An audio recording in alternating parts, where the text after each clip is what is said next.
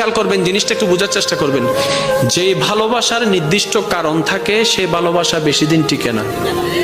মনে করেন আপনি কাউকে ভালোবেসেছেন তার হাসি দেখে, এই হাসি যতদিন সুন্দর লাগবে ভালোবাসা থাকবে, হাসি যখন সুন্দর লাগবে না ভালোবাসা অটোমেটিক শেষ হয়ে যাবে। তো সত্যিকার ভালোবাসা কি জানেন?